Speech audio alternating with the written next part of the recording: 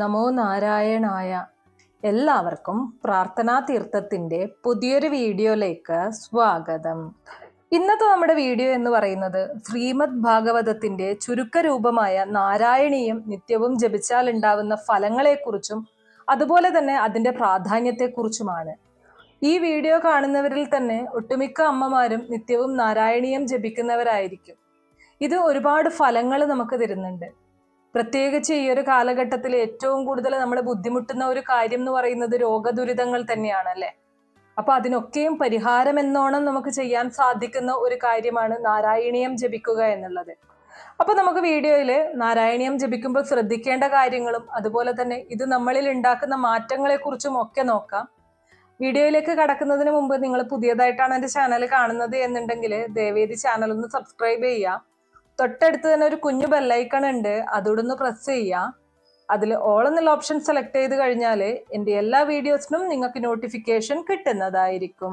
ഗുരുവായൂരപ്പനെ കുറിച്ചുള്ള ഭക്തിസാന്ദ്രമായ കാവ്യമാണ് നാരായണീയം. നാരായണനെ സംബന്ധിക്കുന്നത് എന്നർത്ഥം വരുന്ന നാരായണീയം എന്ന ഗ്രന്ഥം ഭാഗവതത്തിന്റെ സംഗീകൃത രൂപമാണ്.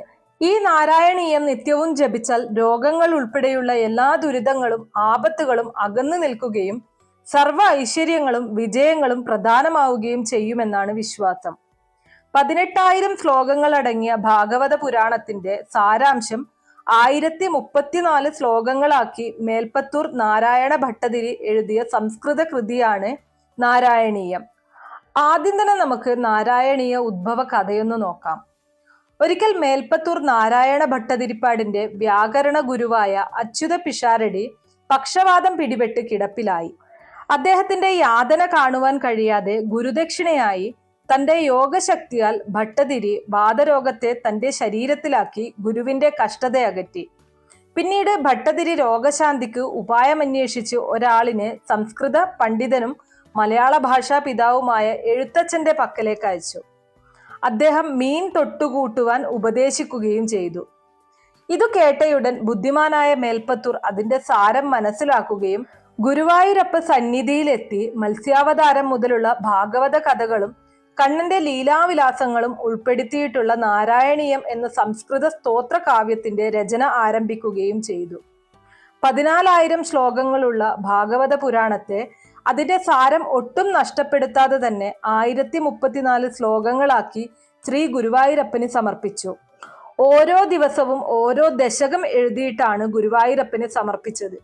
ഒടുവിൽ 100-ാം ദിവസം അദ്ദേഹത്തിന്റെ വാതരോഗം പൂർണ്ണമായിട്ടും സുഖപ്പെട്ടുവെന്നാണ് ഐതിഹ്യം. സമ്പൂർണ്ണ രോഗമുക്തിക്ക് നിത്യവും നാരായണീയം ഭജിക്കുന്നത് ഉത്തമമാണെന്നാണ് വിശ്വാസം. ശ്രീമദ് ഭാഗവതം ഒരു ദിവസം കൊണ്ട് പാരായണം ചെയ്തു തീർക്കാൻ സാധിക്കില്ല. എന്നാൽ ഭാഗവത സാരാംശമായ നാരായണീയം ഒരു ദിവസം കൊണ്ട് ജപിച്ചു തീർക്കാം എന്നത് അതിന്റെ പ്രത്യേകത തന്നെയാണ്. ഗുരുവായൂർ ക്ഷേത്രത്തിൽ വിളങ്ങുന്ന സാക്ഷാൽ പരബ്രഹ്മമൂർത്തിയാണ് ശ്രീ ഗുരുവായൂരപ്പൻ എന്ന് പ്രകീർത്തിച്ചുകൊണ്ടാണ് 1-ാം ദശകം തന്നെ ആരംഭിക്കുന്നത്. ഭാഗവതത്തിൽ പറഞ്ഞിട്ടുള്ള ദശാവതാരങ്ങളിൽ കൽക്കി ഒഴികെയുള്ള 9 അവതാരങ്ങളും കപിലൻ, നരനാരായണന്മാർ, ഋഷഭൻ, ധന്വന്തരി, മോഹിനി, ദത്താത്രേയൻ, മൃഗാസുരൻ എന്നീ അവതാരങ്ങളും നാരായണീയത്തിൽ പ്രതിപാദിക്കപ്പെട്ടിട്ടുണ്ട്. എന്നാൽ ശ്രീകൃഷ്ണ ഭഗവാന്റെ സ്വർഗാരോഹണം ഇതിൽ പരാമർശിച്ചിട്ടേയില്ല. ശ്രീകൃഷ്ണ ഭഗവാനെ ഗുരുവായൂരപ്പനായി മുന്നിൽ ദർശിച്ചുകൊണ്ടാണ് സ്വർഗാരോഹണം മേൽപ്പത്തൂർ എഴുതാഞ്ഞത് എന്നതാണ് വിശ്വാസം. ഇനി അടുത്തതായിട്ട് സവിശേഷ ഫലപ്രാപ്തി നൽകുന്ന നാരായണീയ ദശകങ്ങൾ ഏതൊക്കെയാണ് എന്ന് നോക്കാം. ദശകം 12 വരാഹാവതാരം. നാരായണ പ്രീതിക്കും ഉന്നത സ്ഥാനലബ്ധിക്കുമായിട്ട് ജപിക്കേണ്ടതാണ് ദശകം 12. ദശകം 13 ഹിരണ്യാക്ഷവധം. സൽകീർത്തിക്കും ധനലാഭത്തിനും ദീർഘായുസിനുമായിട്ട് ദശകം 13 ജപിക്കാവുന്നതാണ്. ദശകം 16 നരനാരായണ ചരിതവും ദക്ഷയാഗവും. പാപമോചനത്തിനായിട്ടാണ് ഈയൊരു ദശകം ജപിക്കേണ്ടത്. ദശകം 18 പൃഥു ചക്രവർത്തി ചരിതം. ഐശ്വര്യത്തിനായും സന്താന സൗഭാഗ്യത്തിനായും വിജയലബ്ധിക്കായും ഈയൊരു ദശകം ജപിക്കാവുന്നതാണ്. ദശകം 27 പാലാഴിമഥനവും കൂർമാവതാരവും. ദശകം 28 ലക്ഷ്മി സ്വയംവരവും അമൃതോൽപത്തിയും. ഉദ്ദിഷ്ട ഫലപ്രാപ്തിക്കാണ് ഈ 2 ദശകവും ജപിക്കേണ്ടത്. ദശകം 32 മത്സ്യാവതാരം. ദശകം 51 അഘാസുരവധവും വനഭോജനവും. ദശകം 52 വത്സാപഹരണവും ബ്രഹ്മഗർവു ശമനവും. ആഗ്രഹ പൂർത്തീകരണത്തിനായിട്ടാണ് ദശകം 32, 51, 52 ജപിക്കേണ്ടത്. ദശകം 82 ബാണയുദ്ധവും നൃഗമോക്ഷവും. സർവവിജയപ്രാപ്തിക്കായിട്ടാണ് 82-ാം ദശകം ജപിക്കേണ്ടത്. ദശകം 87 കുചേലവൃത്തം. ഐശ്വര്യത്തിനും കർമ്മബന്ധ നിർമുക്തിക്കുമായിട്ട് ദശകം 87 ജപിക്കാവുന്നതാണ്. ദശകം 88 സന്താനഗോപാലം. ദുഃഖനിവാരണത്തിനും മുക്തിപ്രാപ്തിക്കുമായിട്ടാണ് ദശകം 88 ജപിക്കേണ്ടത്. ദശകം 100 ഭഗവാന്റെ കേശാദിപാദ വർണ്ണനം. ദീർഘായുസ്സും ആരോഗ്യവും സന്തുഷ്ടിയും ഉണ്ടാവാനാണ് ദശകം 100 ജപിക്കേണ്ടത്. ജ്ഞാനകർമ്മ ഭക്തി യോഗങ്ങളിൽ ഭക്തിമാർഗമായിരുന്നു ഭട്ടതിരിയുടേത്. ഈ ഭാവം നാരായണീയത്തിലുടനീളം പ്രകടമാകുന്നത് കൂടാതെ ഭക്തിയോഗത്തിന്റെ പ്രാധാന്യത്തെപ്പറ്റി അവസാന ദശകങ്ങളിൽ പ്രത്യേകം പരാമർശിക്കുന്നുമുണ്ട്. നാരായണീയത്തിലെ പല ദശകങ്ങളും അതിൻ്റെ കാവ്യാത്മകത കൊണ്ട് പ്രസിദ്ധമാണ്. രാസക്രീഡാ വർണ്ണനം ഉൾപ്പെടുന്ന 69-ാം ദശകം, കാളിയമർദ്ദനം വർണ്ണിക്കുന്ന 55-ാം ദശകം, കൃഷ്ണഭഗവാന്റെയും ബലരാമന്റെയും ബാലലീല വർണ്ണിക്കുന്ന 45-ാം ദശകം, നരസിംഹാവതാരം വർണ്ണിക്കുന്ന 25-ാം ദശകം, കേശാദിപാദ വർണ്ണനയുടെ അവസാന ദശകം തുടങ്ങിയവ പ്രത്യേകം എടുത്തു പറയത്തക്ക കാവ്യഭംഗിയുള്ളവയാണ്.